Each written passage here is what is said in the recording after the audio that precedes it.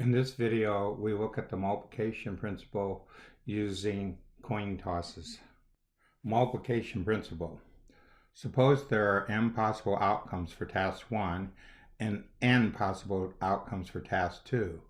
Then there are m times n outcomes for task 1 followed by task 2. This principle could be extended to a finite number of tasks.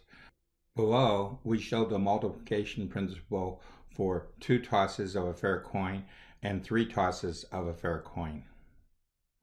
Clearing our calculator, typing 2 times 2, pressing enter, we get our 4 outcomes for the tree diagram shown here.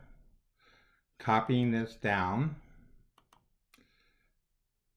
taking it times 2, pressing enter, we get 8 for the second tree diagram shown here, so we can see the possible outcomes listed.